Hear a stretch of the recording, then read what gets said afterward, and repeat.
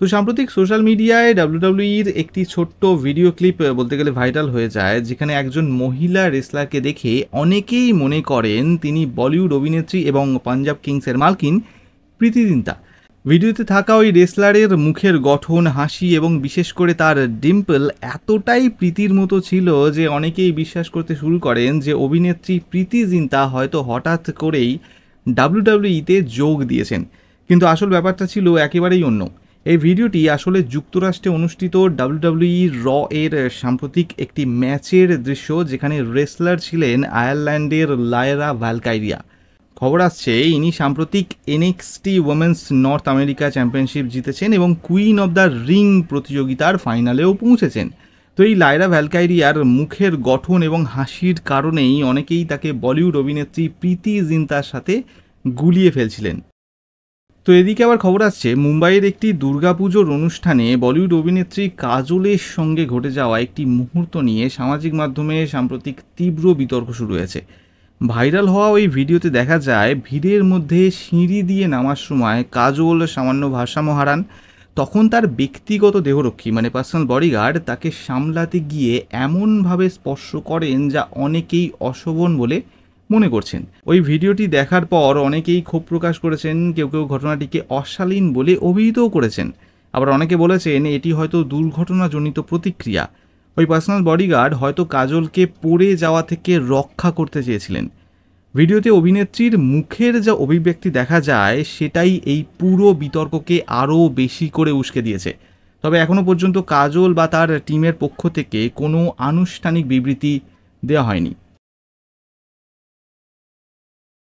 তো শেষমেশ ইউটিউব এবং গুগলের বিরুদ্ধেই নাকি 4 কোটি টাকার মামলা করে বসলেন বলিউডের তারকা দম্পতি ঐশ্বর্য রায় বচ্চন এবং অভিষেক বচ্চন। কারণ হিসেবে যেটা সামনে আসছে, কিছুদিন আগেই এই দুজনের একাধিক এআই জেনারেটেড কিছু ডিপফেক ভিডিও ভাইরাল হয়ে যায় সোশ্যাল মিডিয়ায়। গত 6 সেপ্টেম্বর দাখিল হওয়া এই মামলায় শুধু আপত্তিকর ভিডিও সরানোর দাবি করা হয়নি, বরং স্থায়ীভাবে নিষিদ্ধ করার পাশাপাশি এসব কন্টেন্ট যেন ভবিষ্যতে এআই ট্রেনিংয়ে ব্যবহার না করা হয় সে নির্দেশও দেওয়া হয়েছে। খবর অনুসারে ইউটিউবের এআই বলিউড ইশক নামের একটি চ্যানেলে প্রায় 259টি এমন ডিপফেক ভিডিও পাবলিশ করা হয়েছে, যা ইতিমধ্যেই বহু মানুষে দেখেছে। শেষ খবর অনুযায়ী দিল্লি হাইকোর্ট গুগলের আইনজীবীকে 15ই জানুয়ারি 2026-এর মধ্যে এই বিষয়ে লিখিত জবাব জমা দিতে বলেছে। তো এদিকে আবার খবর আছে অভিনেতা অক্ষয় কুমার সাম্প্রতিক জানিয়েছেন যে তার মেয়ে নিতারা একটি অনলাইন ভিডিও গেম খেলতে গিয়ে সাইবার হ্যারাসমেন্টের শিকার হয়েছে। অপরিচিত একজন নাকি তাকে প্রথমে জিজ্ঞেস করে সে ছেলে নামে এবং তারপর উত্তর দেবার পর আপত্তিকর ছবি পাঠাতে বলে তাকে। নিতারা সঙ্গে সঙ্গে গেমটি বন্ধ করে তার মা টুইঙ্কেল খান্নাকে পুরো বিষয়টি জানায়। এই ঘটনার কথা প্রকাশ্যে এনে অক্ষয় কুমার মহারাষ্ট্রের মুখ্যমন্ত্রীকে অনুরোধ করেন যেন রাজ্যের স্কুলগুলোতে সপ্তাহে একদিন সাইবার সিকিউরিটির ক্লাস চালু করা হয়, বিশেষ করে 7ম থেকে 10ম শ্রেণীর জন্য। তিনি বলেন আজকের দিনে সাইবার ক্রাইম রাস্তায় ঘটা অপরাধের চেয়েও দ্রুত ছড়াচ্ছে এবং শিশুদের সুরক্ষার জন্য সচেতনতা ও শিক্ষা অত্যন্ত জরুরি। তো এই বক্তব্য তিনি দেন সাম্প্রতিক মহারাষ্ট্র পুলিশের সদর দপ্তরে অনুষ্ঠিত সাইবার সচেতনতা সম্বন্ধীয় একটি উদ্বোধনী অনুষ্ঠানে। তো অক্ষয় কুমারের এই খোলামেলা বক্তব্যের পর সারা দেশে সাইবার সিকিউরিটি নিয়ে আলোচনা আবারও চর্চার বিষয় হয়ে দাঁড়িয়েছে। তো সাম্প্রতিক দশেরা উপলক্ষে অভিনেত্রী ও talk show host Simi Garewal Mumbai থেকে এক বিতর্কিত পোস্ট করেন এক্স হ্যান্ডেলে। তিনি সেখানে রাবণকে খারাপ না বলে সামান্য দুষ্টু বলে উল্লেখ করেন। বলেন তিনি সীতাকে অপহরণ করলেও পরে তাকে এমন সম্মান দিয়েছেন যা আজকের সমাজে নারীরা পান না।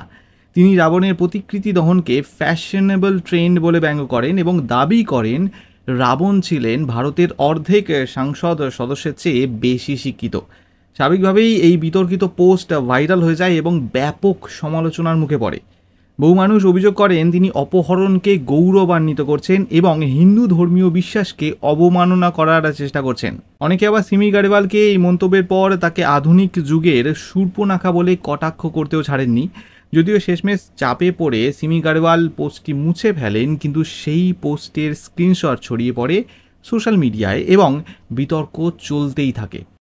তো সমাজকর্মী সোনাম ওয়াংচুকের দ্রুত মুক্তির দাবিতে অবশেষে সুপ্রিম কোর্টের দ্বারস্থ হয়েছেন তার স্ত্রী গীতাঞ্জলি অ্যাংমো। কিছুদিন আগে লাদাখ অশান্তিতে প্ররোচনা দেওয়ার অভিযোগে জাতীয় সুরক্ষা আইনের আওতায় সোনামকে গ্রেপ্তার করে পুলিশ। কিন্তু লাদাখে যে আন্দোলন চলছে সেটা গত 5 বছর ধরে চলছে। গত বছরও এই আন্দোলনে অংশ নিয়েছিলেন সোনাম ওয়াংচুক এবং অনশন করেছিলেন। এমনকি আন্দোলনের মুখ হিসাবে তার নেতৃত্বেই দিল্লি চলো পদযাত্রা হয়েছিল। এবছরও 10ই সেপ্টেম্বর থেকে অনশন শুরু করেন সোনাম, কিন্তু গত 24শে সেপ্টেম্বর লাদাখের রাজধানী লেতে হঠাৎ বিক্ষোভে নামে ওখানকার তরুণরা। একসময় পরিস্থিতি এমন পর্যায়ে পৌঁছয় যে আধা সামরিক বাহিনী নামানো হয়। এই বিক্ষোভকারীদের ছত্রভঙ্গ করতে গোলাগুলি, কাঁদানে গ্যাসের সেল সবই ছোঁড়া হয়। শেষ খবর অনুযায়ী ওই সংঘর্ষে 5 জনের মৃত্যু হয়, আহতের সংখ্যা হয়ে দাঁড়ায় প্রায় 40। তো এরপরই লাদাখে জারি হয় কারফিউ এবং এরপরই এই ঘটনার জন্য স্বরাষ্ট্রমন্ত্রক আন্দোলনের অন্যতম প্রধান মুখ ওয়াংচুককেই দায়ী করে এবং তাকে গ্রেপ্তার করা হয়। এবং এই গ্রেপ্তারের পর সোনাম ওয়াংচুককে নিরাপত্তার খাতিরে রাজস্থানের যোধপুর জেলে রাখা হয়। কিন্তু গ্রেপ্তারির 1 সপ্তাহ কেটে যাওয়ার পরও সোনামের শারীরিক অবস্থা এবং আটকের কারণ সম্পর্কে কোনো তথ্য পাননি, এমনটাই দাবি সোনামের স্ত্রী গীতাঞ্জলি অ্যাংমোর। তো সেই কারণেই শীর্ষ আদালতে নিজের স্বামীর দ্রুত মুক্তির দাবি জানানোর পাশাপাশি সোনামের বিরুদ্ধে কেন জাতীয় সুরক্ষা আইন আনা হলো সেই নিয়েও প্রশ্ন করেছেন স্ত্রী গীতাঞ্জলি অ্যাংমো। এদিকে আবার খবর আসছে ভারত এবং চীনের মধ্যে খুব শীঘ্রই সরাসরি যাত্রীবাহী বিমান চলাচল আবারও শুরু হতে চলেছে, যা প্রায় 5 বছরেরও বেশি সময় ধরে বন্ধ রাখা হয়েছিল। মূলত কোভিড-19 মহামারী এবং 2020 সালের গালওয়ান উপত্যকায় সংঘর্ষের পর সীমান্তে গোলযোগের কারণে দুই দেশের মধ্যে সরাসরি বিমান চলাচল বন্ধ হয়ে যায়। তো সাম্প্রতিক খবর আসছে আগামী 26শে অক্টোবর 2025 থেকে এই ফ্লাইট পুনরায় আবার চালু হবে, যা আসলে দুই দেশের মধ্যে সম্পর্ক স্বাভাবিক হয়ে আসার একটা ইঙ্গিতও বটে। শোনা যাচ্ছে ভারতের সবচেয়ে বড় এয়ারলাইন ইন্ডিগো কলকাতা এবং চীনের ওয়াংজুং শহরের মধ্যে প্রতিদিন ননস্টপ এই ফ্লাইট চলাচল শুরু হবে, যা দুই দেশের মধ্যে যাত্রীদের জন্য যাতায়াত আরও সহজ করবে এবং ব্যবসা ও পর্যটন বাড়াবে। তো এদিকে মুম্বাই লোকাল ট্রেন নিয়ে বেশ বড় একটা আপডেট সামনে আসছে। শোনা যাচ্ছে যাত্রীদের নিরাপত্তা ও রেল পরিকাঠামোর আধুনিকরণের জন্য মুম্বাই লোকাল ট্রেনে অটোমেটিক দরজা খুব শীঘ্রই পরীক্ষামূলকভাবে চালু করা হচ্ছে। বহু বছর ধরে খোলা দরজার ট্র্যাডিশন বজায় রেখে চলা এই ট্রেনগুলিতে দুর্ঘটনার সংখ্যা বর্তমানে বেড়েই চলেছে। সেই কারণে রেল মন্ত্রকের তরফ থেকে নাকি এই গুরুত্বপূর্ণ পদক্ষেপ গ্রহণ করা হচ্ছে। পরীক্ষামূলকভাবে ব্যবহৃত এই নন এসি রেকগুলিতে এমন দরজা রয়েছে যা ট্রেন চলাকালীন বন্ধ থাকবে এবং শুধুমাত্র ট্রেন কোনো স্টেশনে থামলে তখন সেটি খুলে যাবে। যদি কোনো যাত্রী ফুটবোর্ডে দাঁড়িয়ে থাকেন তাহলে দরজা খোলা অবস্থাতেই থেকে যাবে, যাতে দুর্ঘটনার সম্ভাবনা কমে। রেল কর্মকর্তারা জানিয়েছেন এই প্রযুক্তি যাত্রীদের অভ্যাস ও নিরাপত্তার দিক বিবেচনা করে পর্যবেক্ষণ করা হচ্ছে। 2025 সালের জুন মাসে 4 জন যাত্রীর মৃত্যুর পর এই প্রকল্পে গতি আসে।